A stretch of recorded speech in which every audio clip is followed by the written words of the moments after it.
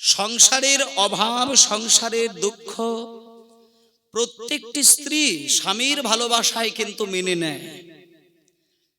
জমি জায়গা বিক্রি হয়ে গেছে, বাড়ি বিক্রি হয়ে গেছে, সোনাদানা বিক্রি হয়ে গেছে, সুদামা স্ত্রী কিন্তু এগুলো কিন্তু মনে করে না।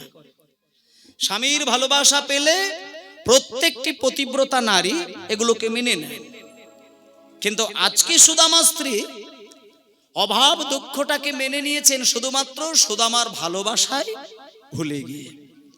সুদামা স্ত্রী সুদামাকে একদিন বলছেন, স্বামী, আমি যে এই কুড়ে ঘরের মধ্যে দিন কাটাচ্ছি, এতে করে যেন আপনি কিছু মনে করবেন না যে আমি হয়তো অভাবের জ্বালায় হয়তো কষ্ট পাচ্ছি। স্বামী, একটা কথা আপনাকে বলি, যে সংসারে শান্তি বিরাজ করে সেই সংসারের অভাব কিচ্ছু এসে যাবে না, কিচ্ছুই এসে যাবে না। যেখানে শান্তি থাকে সেখানে টাকার অভাব, গাড়ি বাড়ির অভাব কোনো কিছুতেই কিছুই এসে যায় না।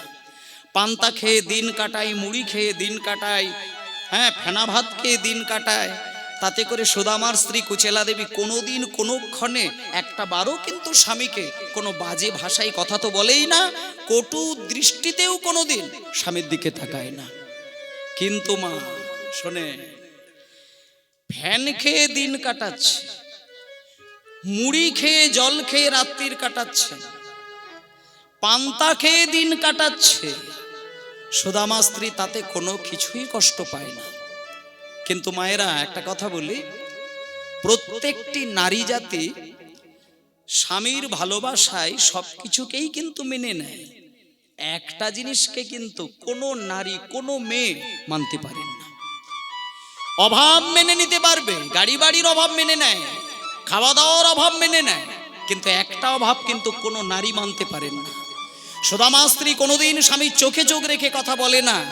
কিন্তু আজকে সুদামার স্ত্রী একটুখানি মাথাটা গরম হয়ে গেল।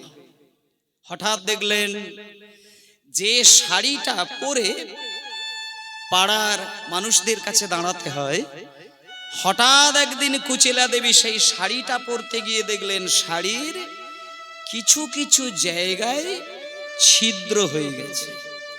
একই শাড়ি দিনের পর দিন, মাসের পর মাস পরতে পরতে শত শত জায়গায় ছিদ্র হয়ে গেছে। সেই শাড়িটা যখন সুদামা স্ত্রী কুচেলা দেবী পরতে যায়, লজ্জাটাকে ভালো করে ঢাকতেই পারল না। যখন এই দিকটা ঢাকতে যায়, দেখা যাবে অঙ্গের আরেকটা দিক আলগা হয়ে যায়। ভালো করে জড়িয়ে শাড়ি পরতে গিয়ে দেখছে শাড়িটা পরতে গিয়ে অঙ্গটাকে পরিষ্কারভাবে ঢাকা যাচ্ছে না। যেদিনকে ওই ছেঁড়া শাড়িটা পরে সুদামা স্ত্রী পাড়ায় বার হতে যাবে, সেদিন সুদামা স্ত্রী একটুখানি রেগে উঠলেন। এতদিন কিন্তু সুদামা স্ত্রী কোনো কথা বললেন। সুদামা স্ত্রী আজকে ছেঁড়া শাড়িটাকে পরে সুদামার কাছে গিয়ে বললেন, স্বামী, স্বামী, আমি একটা কথা জেনেছি যে দ্বারকার যিনি কৃষ্ণ, তিনি নাকি দ্বারকার রাজা।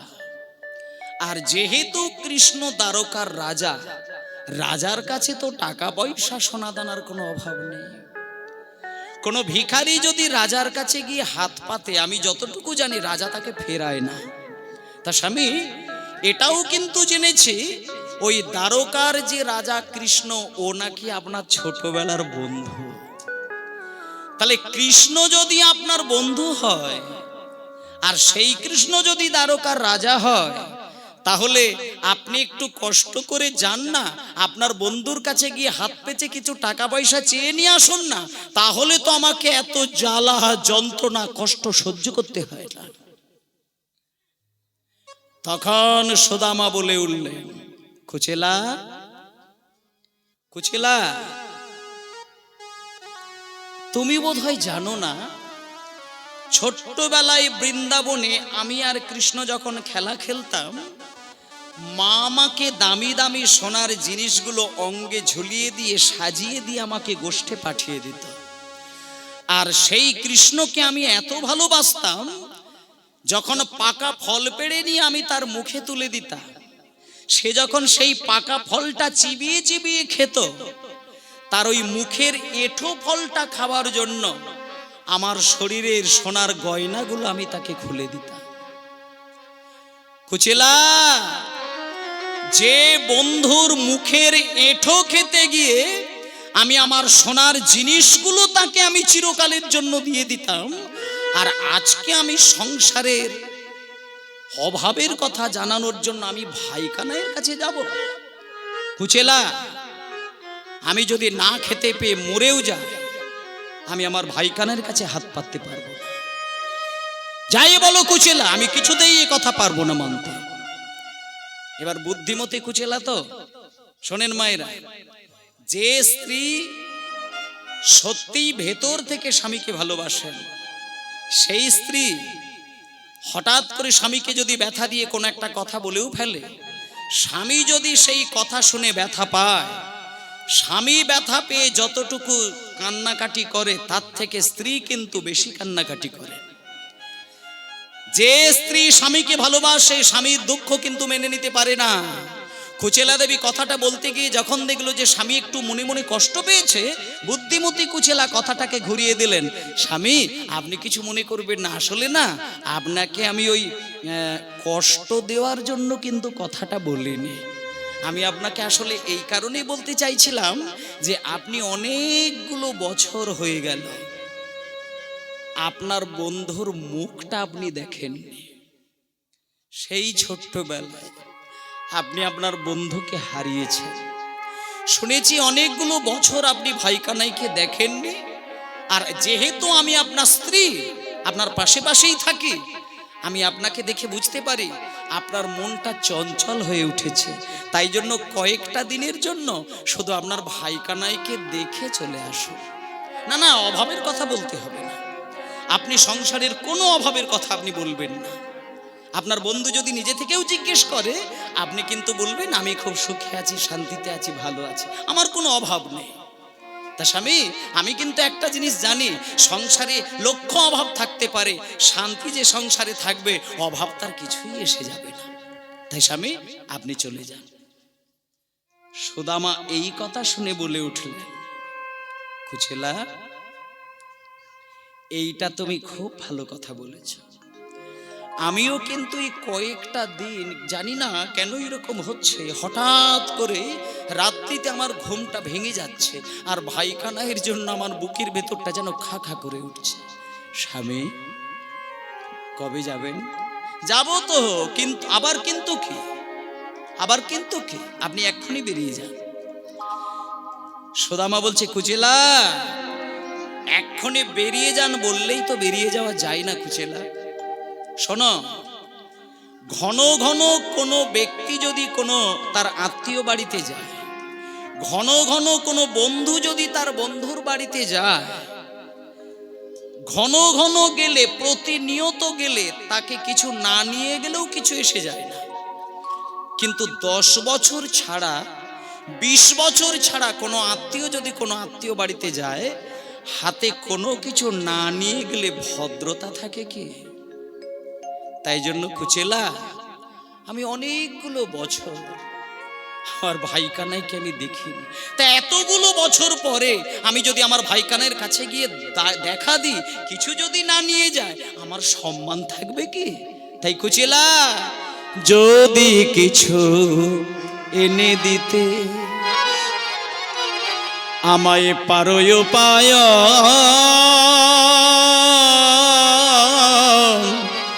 যদি কিছু এনে দিতে আমায় পারো পায়, যদি কিছু, তাই গৌর প্রেমানন্দ হরি বল, আমায় পারো পায়, যদি কিছু এনে দিতে আমায় পারো পায়, আরে তবে সে করিতে পারি দ্বারকায় গমন কুচেলা, তবে সে করিতে পারি দ্বারকায় গমন কুচেলা, তবে সে করিতে পারি দ্বারকায় গমন কুচেলা তবে সে করিতে পারি দ্বারকায় গমন। দাঁড়া। সুদামা তার স্ত্রীকে বললেন, কুচেলা যদি কিছু এনে দিতে পারো উপায়ন, উপায়ন মানে হচ্ছে উপহার। তুমি যদি আমার ভাই কানাইয়ের জন্য কোনো কিছু একটা উপহার নিয়ে এসে দিতে পারো, আমার আর যেতে কোনো অসুবিধে নেই। কোনো উপহার আমাকে দিতে পারবে আমার বন্ধুর জন্য? তখন কুচেলা দেবী বলছেন, স্বামী, যে ঘরে আপনি থাকেন সেই ঘরেই তো আমি থাকি। আপনি ভিক্ষে করে যা নিয়ে আসেন, আমরা তো দুই মানুষ খেয়ে দিন আমাদের কাটে। তাহলে আপনি যা খান আমিও তাই খাই, আপনি যা চিন্তা করেন আমিও সেই চিন্তাই করি, আপনি যে বাড়িতে থাকেন আমিও সেই বাড়িতেই থাকি। তাহলে আপনার বন্ধুর জন্য আমি আলাদা করে কি এনে দেবো স্বামী? আর তাছাড়া আপনার বন্ধু কোথায় রাজা, আর আমরা পথের ভিখারি। তখন সুদামা বলছে, কুচেলা, আমার বন্ধু কিন্তু ওই রকম কেউ নয় যাকে ছোট্ট খাট্ট জিনিস দিলে উনি নেন না। শোনো, আমার বন্ধু এমন যে যতই ছোট জিনিস দিক না কেন, আমার বন্ধু কিন্তু দুটো হাত বাড়িয়ে সেই জিনিসটাকে হাসি মুখে গ্রহণ করে নেয়। তাই জন্য তুমি বন্ধুর রাজা বলে মনে করো না, যা খুশি পারো নিয়ে এসে দাও, সেটাই নিয়ে আমি আমার ভাই কানাইয়ের কাছে যাব। সঙ্গে সঙ্গে কুচেলা দেবী বললেন, স্বামী, তাহলে আপনি একটা কাজ করেন, আপনি প্রত্যেক দিনই ভিক্ষায় বেরিয়ে যান সকালবেলায় আর দুপুরবেলা ফেরেন, যে ভিক্ষা করে যা কিছু পান আমরা দুই মানুষ সেটা খেয়ে দিন কাটাই। কিন্তু আজকে আপনাকে আর ভিক্ষায় বার হতে হবে না, আপনি আজকে ঘর থেকে বার হবেন না, আপনি ঘরে স্থির হয়ে বসুন। আজকে আমি ভিক্ষায় যাব, আমি ভিক্ষার আঁচল পেতে লোকের দ্বারে দ্বারে গিয়ে দাঁড়াবো। আমার এই ভিক্ষার আঁচলে যে যেটা দেবে আমি সেইটা নিয়ে আপনার হাতে দেব, আপনি ওইটুকু জিনিস নিয়ে আপনার ভাই কানাইয়ের কাছে যাবেন। এইবার বুদ্ধিমতী কুচেলা দেবী, যে কুচেলা দেবী ছেঁড়া শাড়িটাকে দেখে স্বামীর ওপরে রেগে গিয়ে কথা দিলেন, আজকে সেই কুচেলা দেবী ভিক্ষার আঁচল পেতে দাঁড়ে দাঁড়ে গিয়ে ভিক্ষায় বেরিয়েছেন। আমায় ভিক্ষা দাও গো নগরবাসী, ভিক্ষা দাও আমায়। নিতাই গৌর হরি হরি বল। ভিক্ষা দাও গো নগরবাসী, ভিক্ষা দাও আমায়। আমার ভিক্ষা দাও গো নগরবাসী, ভিক্ষা দাও আমায়। তোমাদের এই ভিক্ষার দ্রব্য পাবে শ্যামরা,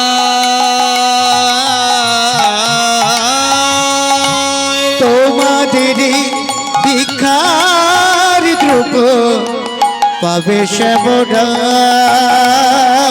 আরে তোমাদের এই ভিক্ষার দ্রব্য পাবে শ্যামরা,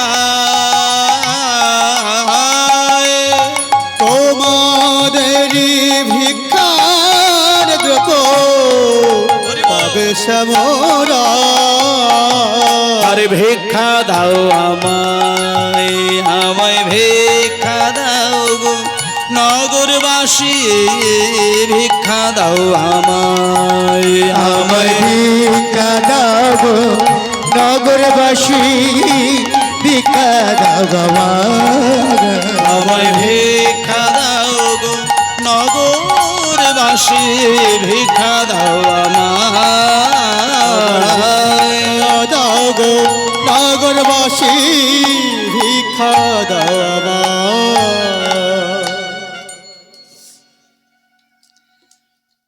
গ্রামে পূর্ব পাড়ায় সুদামার স্ত্রী কুচেলা দেবী ভিক্ষায় বেরিয়েছে।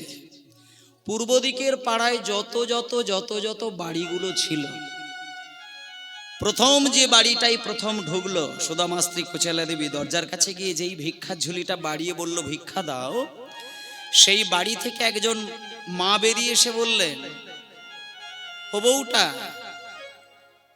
হ্যাঁ গো, তোমাকে তো দেখে মনে হচ্ছে তুমি তো সুদামা স্ত্রী বলে মনে হয়।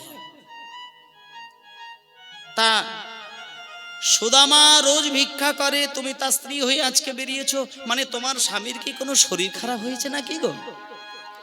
তখন কুচেলা দেবী বলছেন, না গো, আমার স্বামীর কোনো শরীর খারাপ নয়। আসলে একটা কথা হচ্ছে কি জানো তো, আমার স্বামী প্রত্যেক দিন আপনাদের দ্বারে দ্বারে এসে ভিক্ষা করে, এই তো এইটুকু বলে দিই, আমার স্বামী এই যে আপনাদের দ্বারে এসে ভিক্ষা করে আর আপনারা যা কিছু দিয়ে দেন, ওটা আমাদের দুই মানুষের পেট চালানোর জন্য। আর আজকে যে আমি এসেছি আপনাদের দরজায়, আজকের দিনটাতে যদি আপনারা কিছু দেন আমার এই ভিক্ষার ঝুলিতে, এটা আমাদের খাওয়ার জন্য নয়, ওটা রাজা কৃষ্ণচন্দ্রের উপহার হিসেবে যাওয়ার জন্য। তাই তোমাদের এই ভিক্ষার দ্রব্য পাবে শ্যামরা। ভিক্ষার দ্রব্য পাবে শ্যামরা। আরে ভিক্ষা দাও আমায়, আমায় ভিক্ষা দাও নগরবাসী, ভিক্ষা দাও আমায়, ভিক্ষা দাও গো নগরবাসী, ভিক্ষা দাও আমায়, ভিক্ষা দাও গো নগরবাসী, ভিক্ষা দাও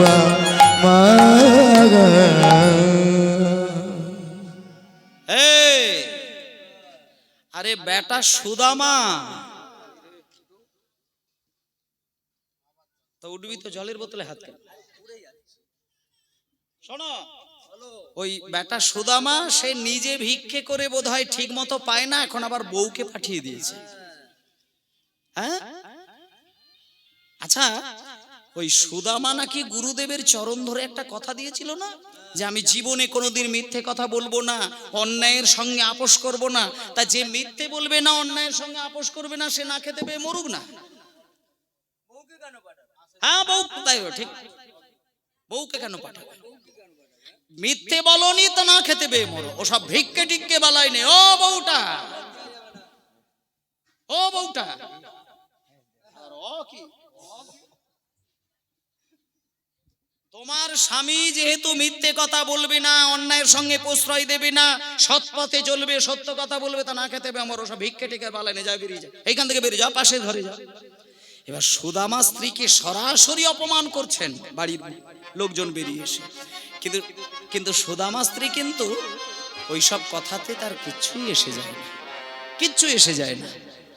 কারণ রাজা কৃষ্ণচন্দ্রের উপহারের জন্য যারা ভিক্ষায় বেরোয়, তারা হাজার কিছু কটু কথাতে তাদের কিচ্ছু এসে যায় না।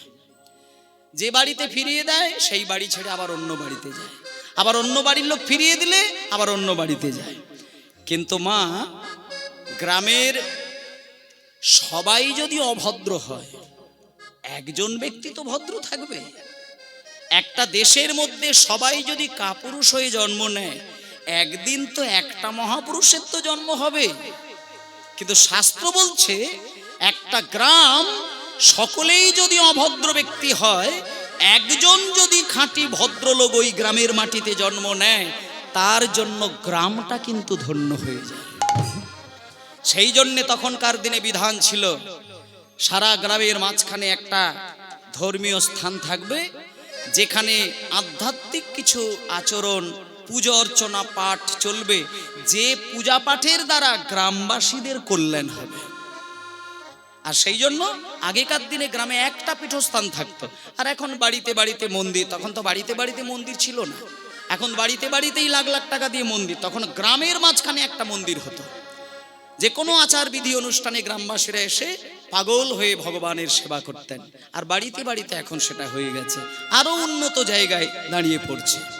যাই হোক, এখন পূর্ব দিকের পাড়ায় প্রত্যেকটা মানুষ সরাসরি কিন্তু সুদামা স্ত্রী কুচেলা দেবীকে বাজে বাজে ভাষায় কথা বলে তাড়িয়ে দিচ্ছেন। কিন্তু একজন বাড়ি থেকে একজন বৈষ্ণবী মা, তিনি বাইরে বেরিয়ে এসে বলছেন, ওরে তোরা সুদামার স্ত্রীকে নিয়ে ওইভাবে বাজে বাজে কথা বলিস না। সুদামা এমন ব্যক্তি, তিনি জীবনে কোনোদিন মিথ্যে কথাটা বলে না বলেই তাকে ভিক্ষে করে খেতে হচ্ছে। সুদামা হচ্ছে উচ্চ শিক্ষিত একজন পণ্ডিত, 4খানা বেদ 6খানা দর্শন যার হৃদয়ে থাকে, সে বিশ্বের পণ্ডিত। কিন্তু তিনি মিথ্যে কথা বলে না বলে তার সংসারে এতটা দুঃখ। তোরা যা বলিস বাবা বল, আমি কিন্তু সুদামা স্ত্রীকে ফেরাবই না, আমি বরং এক মুঠো চিড়ে নিয়ে সুদামা স্ত্রীর আঁচলে দিয়ে দেব। এই বলে পূর্ব দিকের পাড়ার কোনো বাড়ি থেকে কেউ কিচ্ছু দিলেন না। একজন বৈষ্ণব বাড়ি থেকে বৈষ্ণবী মা বেরিয়ে এসে এক মুঠো চিড়ে নিয়ে সুদামার স্ত্রীর আঁচলে দিয়ে দিলেন। এইভাবে উত্তর দিকের পাড়ায় গেল, সেখানেও কেউ দিলেন না। এক বৈষ্ণবের বাড়ি থেকে একজন ভিক্ষা দিলেন। দক্ষিণ দিকের পাড়ায়, সেইখানেও কেউ দিলেন না, এক বাড়ি থেকে ভিক্ষা পেলেন। পূর্ব পশ্চিম উত্তর দক্ষিণ 4 দিকের 4 পাড়া থেকে মাত্র 4 মুঠো চিড়ে ভিক্ষা পেলেন। 4 মুঠো চিড়ে নিয়ে সুদামা স্ত্রী কি আনন্দ করে স্বামীর কাছে নিয়ে এসে হাজির হলেন। এবার যখনই ওই 4 মুঠো চিড়ে নিয়ে সুদামার কাছে এসে সুদামা স্ত্রী দিলেন, সঙ্গে সঙ্গে সুদামা সেই 4 মুঠো চিড়েকে আঁচলের মধ্যে সুন্দর করে পুটলি তৈরি করলেন। এবার সুন্দর করে একটা পুটলি তৈরি করেছে। পুটলিটা তৈরি যেই করেছে, দেখলো একটা ছোট্ট পুটলি তৈরি হয়ে গেল। এবার সেইটা লোকজনের সামনে দিয়ে নিয়ে যেতে লজ্জা প্রকাশ করবে না বলে সেটা বগল দাবার মধ্যে লুকিয়ে নিয়ে রাস্তা দিয়ে যাবে। এমন সময় সুদামা স্ত্রীকে বললেন, কুচেলা তুমি কিছু কষ্ট পেও না, আজকে আমি ভাই কানাইয়ের কাছে এই 4 মুঠো চিড়ে নিয়ে যাব, আর আজকে আমিও অনাহারে থাকবো, তুমিও অনাহারে থাকবে। আমি মাত্র কয়েকটা দিন মধ্যেই আমি চলে আসব, তুমি কষ্ট পেও না। এই বলে সুদামার স্ত্রীকে বাড়িতে রেখে দিয়ে সুদামা ওই 4 মুঠো চিড়ে যত্ন সহকারে ওই বগল দাবার মধ্যে লুকিয়ে নিয়ে সুদামা স্ত্রী ঘরে রইল। আর সুদামা বেরিয়ে গেলেন কোথায়? ভাই কানাইয়ের খোঁজে। ওরে কানাই রে,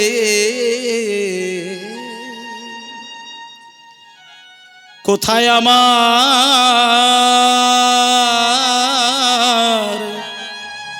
ভাই কানাইয়া, দেখা দে রে ভাই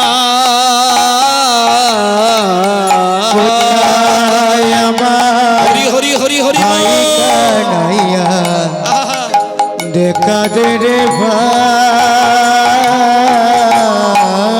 কোথায় আমার ভাই কানাইয়া, দেখা দে আমার।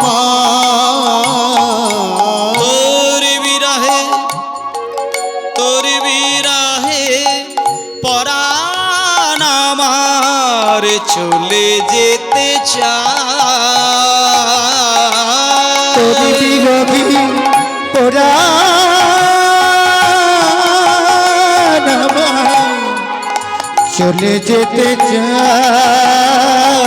তোর বিরহে পরাণ আমার চলে যেতে চাই, যেতে চাই, দেখা দে আমায় বলে। কোথায় আমার ভাই কানাইয়া, দেখা দে রে ভাই। কোথায় আমার ভাই কানাইয়া, দেখা দে রে ভাই।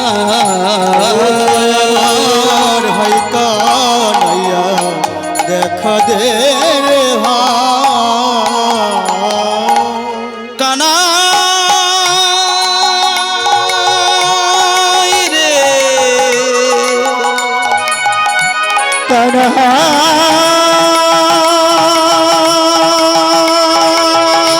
কানাই রে, দেখব রে তোর মধুর হাসি, আর শোনবো রে তোর মোহন বাসি। রে তোর মধুর ঘাসি, শুনবো রে তোর মঘন বাসি। কথায় কইব প্রেম প্রকাশী, কথা কইব প্রেম কাশি, আর কথা কইব প্রেম আমি প্রকাশী। কথা কইব প্রেম প্রকাশী। প্রাণ জোড়াবে ভাই, দেখা দে আমায় বলি কোথায় আমার ভাই কানাইয়া, দেখা দে রে ভাই। কোথায় আমার ভাই কানাইয়া, দেখা দে, দেখা দে রে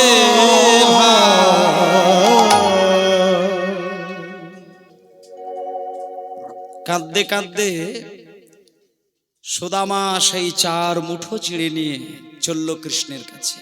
মায়েরা, আজকে যে সুদামা 4 মুঠো চিড়ে নিয়ে কৃষ্ণের দিকে ছুটে গেলেন, এই সুদামা কে ছিলেন? এই সুদামা এত পাগলের মতো কৃষ্ণের নাম ধরে ধরে কান্নাকাটি করছে কেন?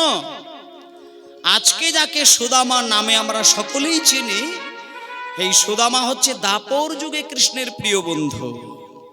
কিন্তু এই সুদামা ত্রেতা যুগে কে ছিলেন? আস্তে, এই সুদামা সত্য যুগে কে ছিলেন এবং এই সুদামা কলি যুগে কে হয়েছিলেন? 3টে যুগের ঘটনা, মোট 4টে যুগ, সত্য, ত্রেতা, দাপর, কলি। তার মধ্যে দাপর যুগে তো সুদামা, সেটা শুনছেন। এবার এই সুদামা সত্য যুগে কে ছিলেন একটুখানি শুনুন। সত্য যুগে নারায়ণ হচ্ছে ভগবান, কিন্তু নারায়ণের 4টি রূপ। এক হচ্ছে বাসুদেব, শঙ্কর্ষণ, প্রদ্যুম্ন, অনিরুদ্ধ। আস্তে, ভগবান নারায়ণের 4টি রূপ, বাসুদেব, শঙ্কর্ষণ, প্রদ্যুম্ন, অনিরুদ্ধ।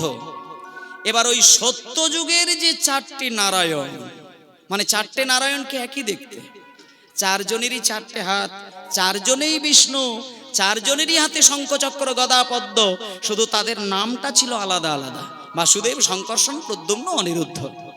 এবার এই 4 নারায়ণ যখন ত্রেতা যুগে জন্ম নিলেন, ওই সত্য যুগের যিনি বাসুদেব, তিনি এখানে হয়ে গেল রাম। সেখানে যিনি শঙ্কর্ষণ, তিনি এখানে হয়ে গেল লক্ষ্মণ। সেখানে যিনি প্রদ্যুম্ন, এখানে তিনি হয়ে গেলেন ভরত। সেখানে যিনি অনিরুদ্ধ, এখানে তিনি হয়ে গেল কি বলুন আস্তে। সেখানে বাসুদেব, শঙ্কর্ষণ, প্রদ্যুম্ন, অনিরুদ্ধ, আর এখানে হয়ে গেল রাম, লক্ষ্মণ, ভরত, শত্রুঘ্ন। মিল হয়ে গেল। এইবার বলেন, সেইখানে যিনি প্রদ্যুম্ন, ত্রেতায় যিনি ভরত, ভরতের মতো ভাই কটা বাড়িতে দেখতে পাবেন? অনেক সময় বাড়িতে বাড়িতে দেখা যায় না যে দাদা ভাইয়ে ভাইয়ে ভাইয়ে ভাই একটা সমিষ্ট সম্পর্ক রয়েছে, দাদা ভাইয়ের সঙ্গে মধুর সম্পর্ক। ভরতের মতো ভাই যদি কোনো দাদার ভাগ্যে আসে, কোটি কোটি জন্মের তপস্যার ফল থাকলে তবে ভরতের মতো একটা ভাইকে পায়। রামচন্দ্রের সৎ, এক মায়ের পেটের ভাই তো নয়। রামের মা হচ্ছে কৌশল্যা, আর ভরতের মা কইকেয়ী। তাহলে ভরতের মতো ভাই কিন্তু রাম পেয়েছে। এটা এ পৃথিবীতে এমন কোনো ভাইকে দেখাতে পারবেন না যেটা রামের সঙ্গে ভরতের যে সম্পর্কটা ছিল। রামের যখন বনবাস হয়, সেই সময় ভরত কিন্তু বাড়িতে ছিলেন না, ভরত মামার বাড়িতে ছিল। ভরত যদি ওই জায়গায় উপস্থিত থাকতেন তাহলে কিন্তু রামের বনবাসটাই হতো না। যখন রাম বনে চলে যাবে 14টা বছরের জন্যে, সেদিন ভরত বাড়িতে ছিল না। যখন রাম বনে চলে যায়, 14টা বৎসরের বিরহ যন্ত্রণা সহ্য করতে না পেরে তখন রামের যিনি বাবা ছিলেন রাজা দশরথ, তিনি মৃত্যুবরণ করলেন। এবং সেই মৃত্যু সংবাদ গিয়ে পৌঁছালো ভরতের কাছে। এবার ভরত ছুটে এসে যখন বাবার মৃতদেহটা দেখতে পাচ্ছে, আশ্চর্যভাবে দেখলেন বাবা মরে রয়েছে, কিন্তু সামনে দাদা রামকেও দেখতে পাচ্ছে না, লক্ষণকেও দেখতে পাচ্ছে না, সীতা দেবীকেও দেখতে পাচ্ছে না। সবার কাছ থেকে শুনলেন, পাড়ার লোকের মুখ থেকে শুনলেন যে তোমার মা, ভরতকে বলছে, ভরত তুমি পাশে এসো, এই যে কাণ্ড ঘটলো, এই যে তোমার বাবা মারা গেল, এই যে রাম বনবাসে চলে গেল, এর পিছনে তোমার মা কইকেয়ীর হাত। কইকেয়ী চক্রান্ত করে রামকে বনবাসে পাঠিয়ে দিয়েছে। তখন ভরত গিয়ে সোজা কইকেয়ীর কাছে গেলেন। ভরতের মা কিন্তু কইকেয়ী। ভরত কইকেয়ীর কাছে গিয়ে বলছে, মা, তোমাকে মা বলতে আমার ঘেন্না করে। মা, মা, আমার দাদা রাম তিনি রাজা হবেন, আমি তার ভাই ভরত, কত আনন্দের বিষয়। তা না তুমি চক্রান্ত করে দাদাকে তুমি বনে পাঠিয়ে দিয়েছো। তুমি ভেবেছো দাদা রাজা হবে না, তোমার ছেলে ভরত রাজা হবে। মা শোনো মা, ইতিহাস তোমাকে কোনো দিন ক্ষমা করবে না। মাগো, যতদিন লোকে ইতিহাস পড়বে ততদিন তোমার দিকে লোকে আঙুল তুলে কথা বলবে। এই রকম সৎ মা এই পৃথিবীতে কোনো বাড়িতে যেন না আসে। তা মা, তোমার ছেলে ভরত রাজা হবে, তুমি আনন্দে নাচানাচি করবে। আমি ভরত হয়ে কথা দিলাম, এই মনোবাচ্ছা তোমায় পূর্ণ হতে দেব না। আমি ছুটে গিয়ে রামকে রাজা করব। এই বলে মায়েরা, ভরত কিন্তু মায়ের মনোবাসনা পূর্ণ হতে দেবেন না বলে ছুটে গিয়ে ভরদ্বাজ মুনির আশ্রমে গিয়ে রামচন্দ্রের কাছে গিয়ে রামকে কেঁদে কেঁদে বললেন, দাদা তুমি চলো, আমি ভরত, আমি তোমাকে জোর করে নিয়ে গিয়ে রাজা করাবো, আমি আমার মায়ের আশা পূরণ হতে দেব না। ভরত যা কিছু বলার বলে ফেলল। শেষে রামচন্দ্র ভরতের হাত দুটো তুলে দাঁড় করিয়ে বলছে, ভাই, এই ভাই, আমি তোর দাদা, তুই আমার ছোট ভাই। শোন, আমি বাবার 2 চরণ ছুঁয়ে কথা দিয়েছি, আমি 14 বৎসর বনে থাকবো, কোথাও যাব না। ভাইরে, তোর যদি রাজা হতে না ইচ্ছে হয় তুই হবি না, কিন্তু আমি কিন্তু বনবাস ছেড়ে যাব না। আমাকে তুই নিয়ে যেতে পারবি না, তুই চলে যা। আমি তোর দাদা, আমি সত্যবদ্ধ, আমি বাবার চরণ ধরে কথা দিয়েছি। আমি যদি মিথ্যে কথা বলি, আমি যদি কথার খেলাপ করি, পরবর্তী সূর্য বংশে যত রাজা হবে সবাই মিথ্যেবাদী হয়ে যাবে। আমি যাব না, তুই চলে যা। মানে ভরত যাই বলুক না কেন, রাম কিন্তু আসার জন্য কোনো কথাই দিলেন না। যখন দেখলো দাদা রামকে রাজি করানো যাচ্ছেই না, তখন ভরত এইবার বললেন, দাদা ঠিক আছে, তোমার সত্য তোমার কাছেই থাক, আর আমার ধর্ম আমার কাছেই থাক। শুধু তোমার পাদুকা দুটি আমার মাথায় দাও, আমি পাদুকা দুটি মাথায় নিয়ে গিয়ে আমি রাজা হব, কিন্তু রাজ সিংহাসনে কিন্তু আমি কোনোদিন বসবো না। তোমার পাদুকা দুটি সিংহাসনে বসিয়ে ওই পাদুকার মর্যাদা হিসেবে আমি মাটিতে আসন বিছিয়ে আমি রাজত্ব শাসন করে যাব। তাই মায়েরা, আপনারা জানেন, ভরত কিন্তু রাজা হয়েছিল বটে, কিন্তু কোনোদিন সিংহাসনে কিন্তু বসেননি। কেন বসেননি? তার কারণ ভরত কিন্তু সিংহাসনটা দাদা রামের জন্য উৎসর্গ করে রেখেছিলেন। যে সিংহাসন দাদা রাম রাজা হবার কথা ছিল, শুধু মা কইকেয়ীর চক্রান্তে সেই সিংহাসনে আমাকে বসতে হয়েছে। আমি ওই সিংহাসনে বসবো না, ওইখানে দাদা রামের পাদুকা সাজিয়ে পাদুকার মর্যাদা হিসেবে মাটিতে আসন পেতে আমি রাজত্ব শাসন করে যাব। তাই আজকে যে ভরত দাদার পাদুকা মাথায় করে নিয়ে সিংহাসনে সাজিয়ে সেই মর্যাদা রক্ষার জন্য তিনি মাটিতে আসন পেতে রাজত্ব করেছিলেন, সেই ভরত হচ্ছে দাপর যুগে কৃষ্ণের প্রিয় বন্ধু সুদামা। তাই আজকে সেই সুদামা আসছেন কার কাছে? কৃষ্ণের কাছে। আজকে যিনি কৃষ্ণ, তিনি হচ্ছেন সেই রামচন্দ্র, আর আজকে যিনি ভরত, তিনিই হচ্ছেন কৃষ্ণের প্রিয় বন্ধু সুদামা। যখন সুদামা আসছেন, কোথায় আমার ভাই কানাইয়া, দেখা দে রে ভাই। হরি হরি আমার ভাই কানাইয়া, দেখা দে আমার। কোথায় আমার ভাই কানাইয়া, কানাইয়া। দেখা দে রে ভাই।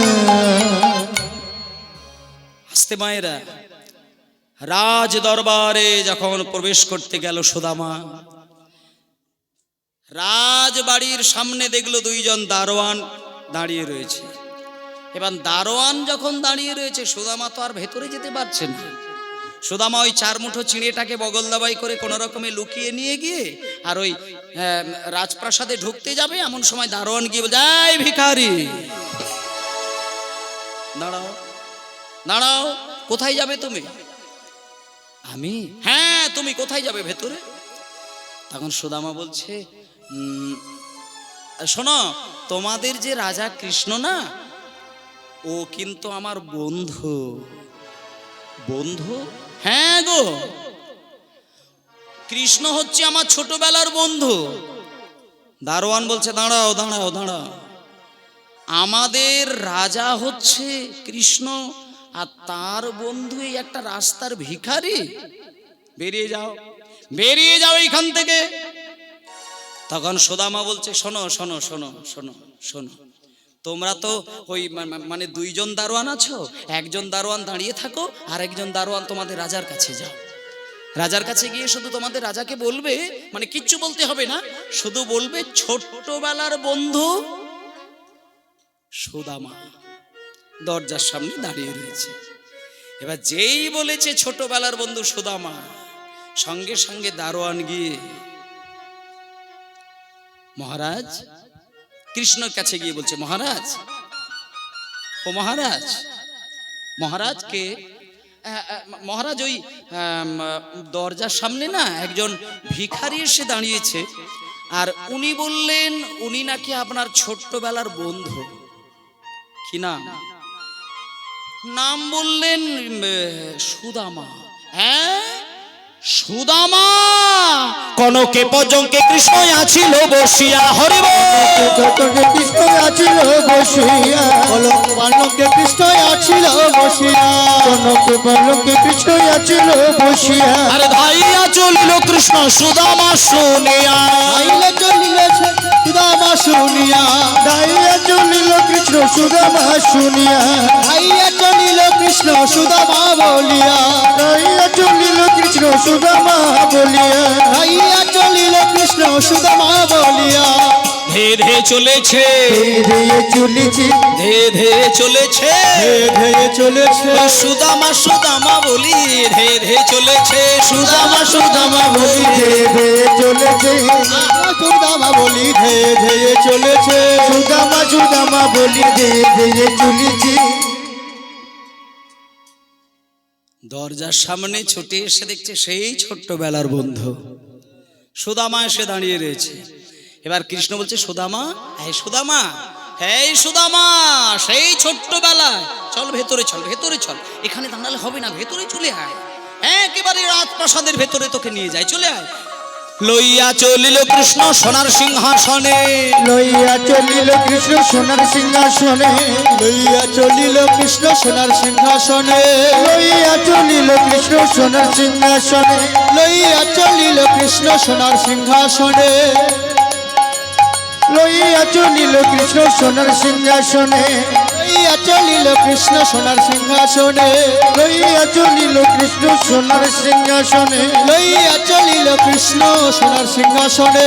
তাহাতে বসায়ে করি কত না যত, বসায়ে করি কত না যত, তাহাতে বসায়ে করি কত না যতন, তাহাতে বসাইয়া করি কত না যতন। আই আই বসে রে, আয় আয় বসে রে, আই আই বসে রে, আয় আয় বসে রে, ওরে প্রাণের সুদামা, আই আই বসে রে, ওরে প্রাণের সুদামা, আয় আয় বসে রে, ওরে প্রাণের সুদামা, আয় আয় বসে রে, ওরে প্রাণের সুদামা, আয় আয় বসে সুদামাকে জোর করে কৃষ্ণ রাজপ্রাসাদের ভেতরে নিয়ে গিয়ে যে সিংহাসনে কৃষ্ণ বসে থাকেন দিন রাত্রি, সেই সিংহাসনে সুদামাকে নিয়ে গিয়ে জোর করে বসাতে গেলেন। এবার যেই সুদামাকে বসাতে গেলেন, সুদামা তো সোনার সিংহাসন চোখেই দেখেনি, আর সেইখানে যখন কৃষ্ণ জোর করে বসাচ্ছে, সুদামা একেবারে হাত পা গুটিয়ে জড়সড় পাকিয়ে বসছে। এবার যেই জড়সড় হয়ে বসতে গেছে, কৃষ্ণ বলছে, এই সুদামা, এ কি রে, আরে তুই এইভাবে হাত পা গুটিয়ে বসছিস কেন? এটা তো তোর সিংহাসন, হাত পা ছড়িয়ে বস, হাত পা ছড়িয়ে বস, বস বস, আয় আয় বসে রে, আয় আয় বসে রে, ওরে প্রাণের সুদামা, আয় আয় বসে রে, ওরে প্রাণের সুদামা আয় আয় বসে রে, ওরে প্রাণের সুদামা আয় আয় বসে রে, ওরে প্রাণের সুদামা আয় আয় বসে রে, ওরে প্রাণের সুদামা আয় আয় বসে রে। সুদামাকে সিংহাসনে বসিয়ে দিয়ে কৃষ্ণ দুম করে সুদামার একেবারে পায়ের কাছে মাটিতেই বসে পড়লেন। পায়ের কাছে মাটিতে বসে পড়ে কৃষ্ণ বললেন, রুক্মিণী। কৃষ্ণের স্ত্রীর নাম হলো রুক্মিণী। কৃষ্ণ ডাকছেন, এই রুক্মিণী, তুমি একটা কাজ করো তো, বড় দেখে একটা সোনার থালা নিয়ে এসো, আর হ্যাঁ শোনো, সোনার একটা বড় দেখে কলসি নেবে, আর সোনার কলসিতে করে জল ভরে নিয়ে আসবে। এইবার কৃষ্ণচন্দ্র আমার সোনার থালাটি রুক্মিণীর হাত থেকে নিয়ে মাটিতে রাখলেন। সোনার থালাটি মাটিতে রেখে তার উপর সুদামার দুটি চরণ রেখে সোনার কলসিতে করে জল নিয়ে গোবিন্দ আমার সুদামার ওই চরণ দুটি ধোয়াতে লাগিল, সুদামার চরণ দুটি ধোয়াতে লাগিল, আর ভক্তি ভরে চরণ জল পান করিল। হরি হরি ভক্তি ভরে চরণ জল পান করি, আর ভক্তি ভরে সেই চরণ জল কৃষ্ণ পান করিল। আর ভক্তি ভরে চরণ জল কৃষ্ণ পান করিল। সোনার থালাটি মাটিতে বসিয়ে তার উপর সুদামার দুটি চরণ বসিয়ে কৃষ্ণ নিজ হাতে সোনার কলসিতে করে জল ঢেলে ঢেলে সুদামার পা পরিষ্কার করে দিলেন, এবং সুদামার চরণ ধৌত করা জল কৃষ্ণ নিজ হাতে ধরে নিয়ে পান করতে গেলেন। আর যখনই সুদামার চরণ ধৌত করা জল পান করতে গেছে, পাশেই দাঁড়িয়েছিল কৃষ্ণের স্ত্রীগণ, রুক্মিণী, সত্যভামা আদি সকল স্ত্রীগণ। তারা ছুটে গিয়ে কৃষ্ণের হাতটা ধরলেন। স্বামী, হে কি, আপনি সুদামার ওই চরণ ধোয়া জল পান করে নিচ্ছেন?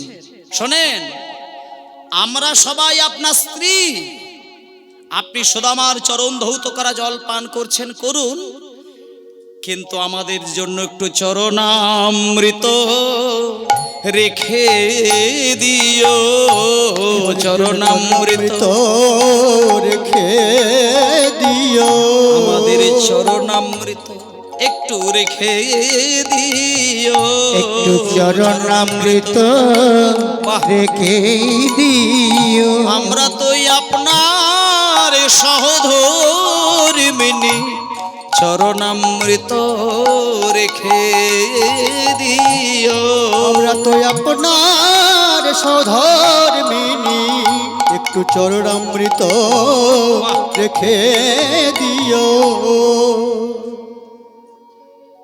সুদামার পা ধোয়া জল, চরণ ধৌত করা জল কৃষ্ণ নিজে পান করলেন এবং রুক্মিণী, সত্যভামা আদি সকল স্ত্রীগণ সেই সুদামার চরণ ধৌত করা জল পান করলেন। এইবার কৃষ্ণ বলছেন, সুদামা, হে সুদামা শোন, যখন আমি গুরুর কাছ থেকে বিদায় নিলাম, তুইও গুরুর কাছ থেকে বিদায় নিলি, গুরুর চরণে দক্ষিণা দান করেছিলি। কারণ একটা কথা তোকে জানতে হবে সুদামা, গুরুর কাছ থেকে বিদ্যা বুদ্ধি অর্জন করে গুরুকে যদি দক্ষিণা না ঠিক মতো দেওয়া হয়, গুরুর বিদ্যা বুদ্ধি কিন্তু জগতে কোনোদিন কোনো শুভ কাজ দেয় না। তা সুদামা, তুই যে গুরুর কাছ থেকে বিদায় নিয়েছিলি, তা তুই সময় মতো গিয়ে দক্ষিণা দান করেছিলি? তখন সুদামা বলছে, এই কানাই, তোকেও সব কিছুই বলতে হবে না। তুই যেমন গুরুর কাছ থেকে বিদায় নিয়ে চলে আসলি, আমিও বিদায় বেলায় আমি গুরুর কাছে দক্ষিণা দান করেই বাড়িতে এসেছিলাম। ও ঠিক আছে, তাহলে এইবার শোন সুদামা, তুই যেহেতু আমার প্রাণের বন্ধু আর আমিও তো তোর ছোট্টবেলার প্রাণের বন্ধু, তা তোকে একটা জিনিস আমি জিজ্ঞেস করব, বৃন্দাবন থেকে এতগুলো বছর পরে আমার কাছে আসলি, আচ্ছা সুদামা, আমার জন্য তুই কোনো কিছু খাবার আনিস নি? কারণ বৃন্দাবনে যতগুলো দিন আমি তোর সঙ্গে খেলা খেলেছি, তুই প্রত্যেক দিন কিন্তু আমার জন্য মায়ের কাছ থেকে কিছু না কিছু কিন্তু খাবার আমার জন্য আনতিস। তা এতগুলো বছর পরে তুই আমার কাছে আসলি, আমার জন্য কোনো কিছু নিয়ে আসিস নি সুদামা? যখনই বলেছে আমার জন্য কিছু আনিস নি, এইবার সুদামার মাথাটা নিচু হয়ে গেল। মানে সুদামা একটা জিনিস খুব গভীরভাবে চিন্তা করে দেখলো, 4 মুঠো চিড়ে সেটা কৃষ্ণকে বলার মতো কিছু জিনিস নয়, তাও আবার সেটা ছোট্ট একটা পুটলির মধ্যে বাঁধা রয়েছে, মগল দাবাই করে লুকিয়ে নিয়ে দাঁড়িয়ে রয়েছেন। সুদামা মনে মনে চিন্তা করছে, আমি 4 মুঠো চিড়ে নিয়ে এসেছি, এটা তো কৃষ্ণকে বলার মতন জিনিস নয়। তাই লজ্জায় সুদামা মাথা নিচু করে একটু দুম করে 2 ফোঁটা চোখের জলে কেঁদে ফেললেন। এবার এটা কৃষ্ণ দেখতে পেয়ে বলছে, এই সুদামা, হ্যাঁ রে, এতে কান্নাকাটি করার কি আছে? আরে বাবা, ওই খাওয়া দাওয়া উপহার দেওয়া নেওয়া এটাই কি বন্ধুত্বের সম্পর্ক? ছেড়ে দে, এটা আমি তোর সঙ্গে একটু রসিকতা করে কথা বললাম, ছাড় ওসব বাদ দিয়ে দে। শোন, ওসব ছেড়ে দে। এতক্ষণ আমি তোর সঙ্গে অনেক কথা বলে আসলাম, কিন্তু তোর সঙ্গে আমার এখনো বাহু দুটি বাড়িয়ে আলিঙ্গন করে বুকে টেনে নেওয়া হয়নি। আই সুদামা, আমরা দুজনে একটু আলিঙ্গন করে নি। এবার যখনই আলিঙ্গনের কথা বলতে গেছেন, সুদামা মনে মনে চিন্তা করছেন, কৃষ্ণ যদি আমাকে আলিঙ্গন করার জন্য হাত দুটো সামনের দিকে বাড়িয়ে দেয়, তা আমি তো আর হাতটাকে ঝুলিয়ে রাখতে পারি না। একজন হাত বাড়াবে আর আমি হাত গুটিয়ে রাখবো, আমাকেও তো হাত বাড়াতে হবে। আর আমি যদি হাতটা এইভাবে তুলতে যাই, আমার যে চিড়ের পুটলিটা রয়েছে, সঙ্গে সঙ্গে সুদামা কথাটাকে ঘুরিয়ে দিলেন, কানাই, আমি বলছিলাম কি, অনেক দূর থেকে হাঁটাহাঁটি করে এসেছে, তা আলিঙ্গন করার দরকার নেই কানাই, পরে আলিঙ্গন করতে হবে, এখন তুই কথা বলছিস বল। কৃষ্ণ বলছে, হাঁটাহাঁটি করে এসেছিস মানে তোকে সারা জীবন হাঁটাহাঁটি করতে হবে, তা বলে কি আলিঙ্গন করব না? তুই যদি আলিঙ্গন নাও করিস, আমি জোর করে আলিঙ্গন করব। এই বলে আপন শক্তি দিয়া শ্যাম আলিঙ্গন কইল, হরি হরি দিয়া শ্যাম আলিঙ্গন করিল, আপন শক্তি দিয়া শ্যাম আলিঙ্গন করিল, আরে আপন শক্তি দিয়া শ্যাম আলিঙ্গন কইল, আপন শক্তি দিয়া শ্যাম আলিঙ্গন করিল, আপন শক্তি দিয়া শ্যাম আলিঙ্গন করিল, ছিড়ার পুটলি ভূমে চিড়ার পুটলি ভূমে, ওই চিড়ার পুটলি ভূমে পড়িয়া যে গেল, চিড়ার পুটলি ভূমে পড়িয়া যে গেল, চিড়ার পুটলি ভূমে পড়িয়া যে গেল। জোর করে যখন কৃষ্ণ বাহু দুটো বাড়িয়ে আলিঙ্গন করতে গেলে, সুদামা নিজেকে স্থির রাখতে না পেরে যেই দুটো বাহু তুলে কৃষ্ণকে আলিঙ্গন করতে গেছে, সঙ্গে সঙ্গে চিড়ের পুটলিটা দুম করে কৃষ্ণের সামনে মাটিতে পড়ে গেল। এইবার কৃষ্ণ বলছে, সুদামা, এই সুদামা, সেই জন্য আমি মনে মনে ভাবলাম, যে ছেলে সারাটা জীবন ধরে বেদ পাঠ করে তার আবার এই ছোট্ট ভুলটা হয়? তুই সারা জীবন বেদ পাঠ করলি, আর কৃষ্ণের কাছে আসতে গেলে যে কিছু নিয়ে আসতে হয়, এটা তো তোর ভুল করার কথা নয়। এটা আমি ভাবছিলাম। হ্যাঁ সুদামা, তুই ভুল করতে পারিস না। তোর ওই পুটলির ভেতরে কি আছে দেখি একবার। এই বলে কৃষ্ণ জোর করে টেনে নিয়ে যেই লা পুটলিটা দেখতে গেল, দেখলো পুটলির ভেতরে এই এত কোটা চিড়ে জোর করে বাঁধা রয়েছে। এবার যেই চিড়ের পুটলিটা খুলে দেখতে গেছে, দেখলো ও মা, শুধু যে চিড়ে রয়েছে তা না, চিড়েগুলো হালকা হালকা করে জলের ছিটে দিয়ে হালকা করে নরম করে রাখা রয়েছে।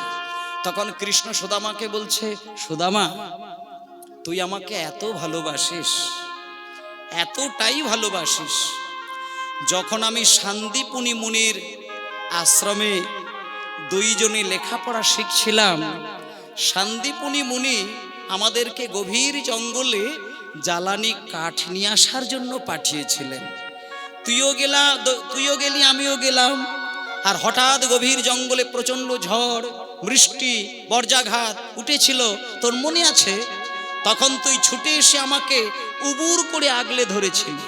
আমি নিচে শুয়েছিলাম, তুই আমাকে উবুর করে আগলে, ছোট্ট ছোট্ট শিলাবৃষ্টি, ডালপালা, ঝড় হচ্ছে, তুই আঘাত সহ্য করলি, কিন্তু আমাকে তুই কোনো আঘাত লাগতে দিলি না। তুই সেই দিন থেকে আমাকে বুঝিয়েছিলি তুই আমায় কত ভালোবাসিস। ঝড় হচ্ছে, ডাল ভেঙে পড়ছে, তোর গায়ে পড়ছে, কিন্তু আমাকে তুই কোনো ব্যথা বোঝাতে দিস না। ছোট্ট ছোট্ট শিলাবৃষ্টি হচ্ছে, তোর গায়ের ওপরে পড়ছে, কিন্তু আমার গায়ে তুই কোনো আঘাত লাগতে দিস না। আর আজকে তুই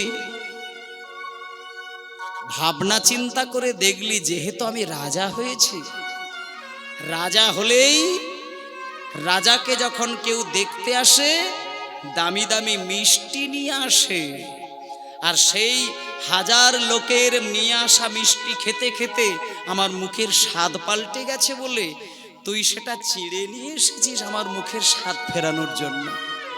আবার এটাও দেখছি, শুকনো চিড়ে খেতে গেলে আমার মুখের ভেতরটা ছড়ে যাবে, কেটে যাবে বলে আবার তুই হালকা করে জল দিয়ে নরম করে নিয়ে এসেছিস, যাতে আমার গালের ভেতরটা ছড়ে না যায়। সুদামা বলে, কানাই রে,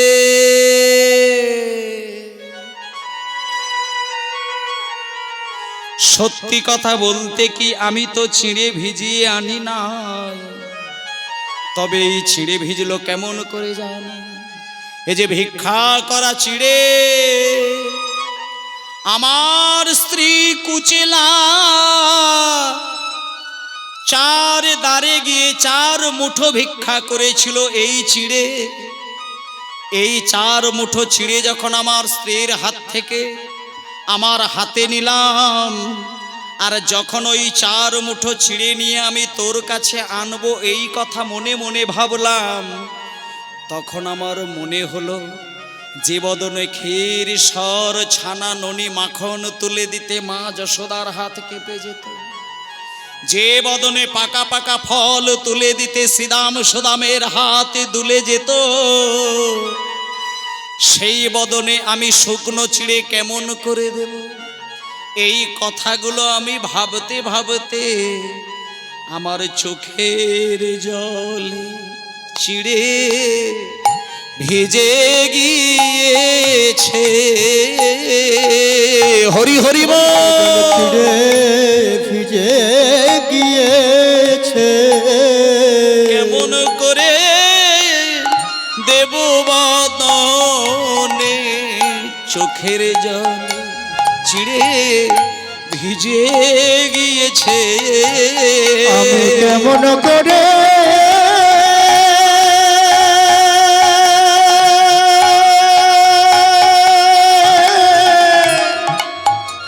হরি বল হরি বল। দেব বদনে বাহ! আমার চোখের জলে চিড়ে ভিজে গিয়েছে। আমি কেমন করে দেব বদনে, যে বদনে ননি তুলে দিতে করে কেঁপে যায়। হরি বল। বদনে ননি তুলে দিতে করে কেঁপে যায়। কেমন করে দেব বদনে চোখের জলে ভিজে গিয়েছে। কৃষ্ণ বলছেন, সুদামা তাতে তুই একেবারেই দুঃখ করিস না। কেউ আমাকে সোনার থালায় রূপোর থালায় ক্ষীর সর ছানা ননি মাখনের ডালা সাজিয়ে দেয়, কিন্তু তোর মতন ভিক্ষা করা চিড়ে নিয়ে আমাকে কেউ কোনোদিন দেয় না। তাই ওরে সুদামা রে, আমি তোর এই চোখের জলে ভেজানো চিড়ের এক মুঠো চিড়ে আমি মুখে তুলে দিলাম। আর আমি আজকে এই ছাদের তলায় দাঁড়িয়ে প্রতিজ্ঞা করলাম, আগামী কলি যুগে যদি কোনো কাঙাল ভক্ত লোকের দ্বারে দ্বারে ভিক্ষা করা চিড়ে নিয়ে কোনো কিচ্ছু দিতে হবে না, শুধু মাটির মালসাই যদি চিড়ে গুড় বাতাসা সাজিয়ে আর দুটো তুলসী পাতা দিয়ে দুবিন্দু চোখের জল মিশিয়ে দেয়, আমি কৃষ্ণ হে কথা দিলাম, তার সেই ভিক্ষা করা চিড়ের প্রসাদে পাবো। হরি হরি বল। প্রসাদ পাব। এই ভিক্ষা করা চিড়ে প্রসাদ পাব। করা চিড়ে প্রসাদ পাব। ওরে সুদামা রে, কথা দিলাম ভিক্ষা করা চিড়ের প্রসাদ পাবো। ওরে সুদামা রে,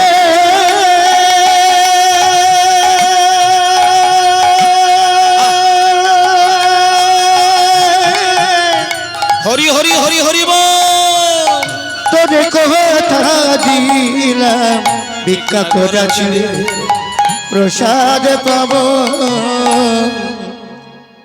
সেই থেকে কলিযুগে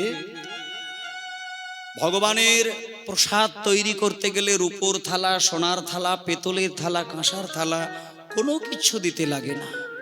ভগবান সেই দিন প্রতিজ্ঞা করেছিলেন যে আগামী কলিযুগে আমি যখন গৌর হরি রূপে জন্ম নেব, আমাকে কিছুই দিতে হবে না, শুধু মাটির মালসাই যদি কেউ প্রসাদ দেয়, আমি সেই প্রসাদ হাত বাড়িয়ে গ্রহণ করে নেব। তাই সেই দিন থেকে চিড়ে ভোগের প্রথা শুরু হলো। এইবার কৃষ্ণের সঙ্গে হাজার কথাবার্তা সারার পরে এইবার সুদামা বলছে, এই কানায় এইবার আমায় বিদায় দে, আমি বাড়ি যাই। কৃষ্ণ দেখছে সুদামা এতক্ষণ কথা বলল, এতদিন থাকলো, কিন্তু সংসারের কোনো দুঃখের কথা আমায় বলল না। সুদামা তুই বাড়ি যা, আমায় বুঝতে পারবে। এই বলে সুদামা বিদায় নিল। কৃষ্ণ মনে মনে চিন্তা করলেন, সুদামা বাড়ি গেলে বুঝতে পারবে আমাকে যেহেতু হাত বাড়িয়ে চাইল না, আমি ওকে উজাড় করে দেব। এই বলে কৃষ্ণ বিদায় জানালেন। সুদামা বাড়িতে আসলেন এবং বাড়িতে এসে যখন সেই তালপাতার কুঁড়ে ঘরের কাছে এসে দাঁড়ালো, দেখলো সেই কুঁড়ে ঘর আর নেই। কোনো এক রাজা এসে কুচিলা দেবীকে সরিয়ে দিয়ে সেই কুঁড়ে ঘর ভেঙে দিয়ে বিরাট একটি রাজপ্রাসাদ। কিন্তু সুদামা ছুটে এসে কাঁদতে কাঁদতে যখন রাজপ্রাসাদের দরজার সামনে দাঁড়ায়, দেখলো সেই রাজপ্রাসাদের ভেতর থেকে সর্ব অলঙ্কারে ভূষিতা হয়ে কুচেলা দেবী ছুটে এসে সুদামাকে প্রণাম করলেন। সুদামা বললেন, এ কি কুচেলা, এটা কার রাজপ্রাসাদ? তখন কুচেলা দেবী বললেন, স্বামী, যেদিনকে আপনি আমাকে রেখে দিয়ে আপনার ভাই কানাইয়ের কাছে গেলেন, ঠিক তার কয়েকটা দিন পরেই স্বয়ং বিশ্বকর্মা এসে এত বড় রাজপ্রাসাদ তৈরি করে দিলেন। স্বয়ং কুবের এসে আমাকে ধনরত্ন উজাড় করে দিলেন, আর মা লক্ষ্মী দেবী এসে আমাকে সর্ব অলঙ্কারে ভূষিতা করে দিলেন। তখন সুদামা বুঝতে পারলেন, চোখ বন্ধ করে কৃষ্ণের দিকে তাকিয়ে বললেন, ওরে সখারে, এইবার আমি বুঝতে পারলাম তুই আমাকে সর্বস্ব ধনরত্ন দিয়ে আমাকে ভুলিয়ে রাখতে চাইছিস, কিন্তু তুই আমায় চিনিস না সখা। প্রেম মৈত্রী হবে আমার জনমে জনমে, প্রেম মৈত্রী হবে আমার জনমে জনমে, হরি হরি হরি বল আমার জনমে জনমে।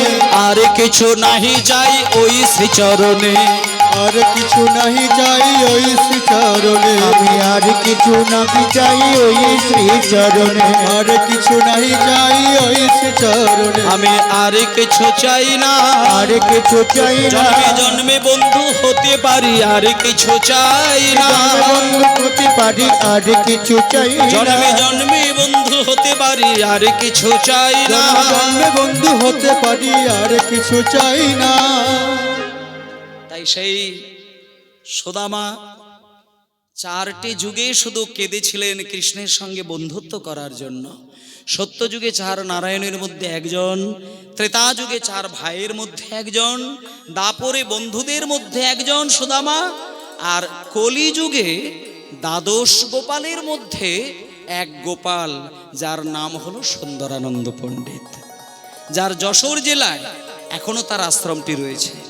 যশোর জেলায় সুন্দরানন্দ পণ্ডিতের আশ্রম এখনো রয়েছে বাংলাদেশে, আপনারা গেলে তার প্রমাণ দেখতে পাবেন। এবং 4 যুগের সেই সুদামার অবতার আমরা আজকে লীলার মধ্যে জানতে পারলাম। আজকে সেই সুন্দরানন্দ পণ্ডিত, আপনারা যদি কোনোদিন যশোর জেলায় গিয়ে সেই আশ্রমটি লক্ষ্য করেন, সেইখানে গিয়ে দেখবেন একটা জামির গাছ, যে জামির গাছের তলায় এই সুন্দরানন্দ পণ্ডিত একদিন কাঁদতে কাঁদতে একটা চিন্তা করেছিলেন যে এটা জামির গাছ না হয়ে যদি কদম গাছ হতো, আমি কদম ফুল পেতাম, আর সেই কদম ফুল দিয়ে আমি আমার ভাই কানাইয়ের চরণ সাজিয়ে দিতাম। যখন ব্যাকুল প্রাণে কাঁদতে কাঁদতে এই কথাটা চিন্তা করেছিলেন, দেখলেন অদ্ভুতভাবে অলৌকিকভাবে সেই জামির গাছের ডালে কতগুলো কদম ফুল ফুটেছিল। সেই কদম ফুল দিয়ে আমার সুন্দরানন্দ পণ্ডিত ভাই কানাইয়ের ভাব নিয়ে সাজিয়েছিলেন। তাই জন্য বলছেন, সুন্দরানন্দ ঠাকুর বন্দি বড়ই আসে গো, সুন্দরানন্দ ঠাকুর বন্দি বড়ই আসি গো, সুন্দরানন্দ ঠাকুর বন্দি বড়ই আসে গো, সুন্দরানন্দ ঠাকুর বন্দি বড়ই আসে গো। ফোটালো কদম ফুল জামিরের গাছে গো, ফোটালো কদম ফুল জামিরের গাছে গো, আর ফোটালো কদম ফুল জামিরের গাছে গো, ফোটালো কদম ফুল জামিরের গাছে গো। সুন্দরানন্দ পণ্ডিত 12 গোপালের এক গোপাল, যিনি দাপর যুগে শ্রীকৃষ্ণের প্রিয় বন্ধু সুদামা। যেমন সুদামা নিজের দুঃখ কোনো ক্ষণে কৃষ্ণকে জানালেন না, শুধু কৃষ্ণের সেবার জন্য তার ইহকাল পরকাল মন প্রাণ দিয়ে কৃষ্ণের চরণে জীবন ভাসিয়েছিলেন। সেইটা কৃষ্ণ বুঝতে পেরে সুদামাকে রাজা করে দিলেন। তাই জন্য জগতের প্রত্যেকটি মানুষ ভগবানকে যদি সুদামার ভাবে ভাবিত হয়ে শুধু তার চরণ সেবা করে যায়, প্রাকৃত জগতের ধন সম্পত্তিতে রাজা না হতে পারলেও অপ্রাকৃত জগতের প্রেম ধনে কিন্তু ধনী আমরা অনায়াসেই হতে পারি। কৃষ্ণের কৃপা থাকলে পরে ধনী হওয়া, রাজা হওয়া, জমিদার হওয়া কোনো কিছুই অসম্ভব নয়। ভগবানের কৃপা থাকলে রাতারাতি আপনি রাজা হয়ে যেতে পারবেন, কারণ ভগবান কৃষ্ণের স্বভাবটি এমন, দিনে রাতে রাজা তৈরি করে দিতে পারেন, কিন্তু তিনি কোনোদিন রাজা হতে চান না। এটাই কৃষ্ণের স্বভাব।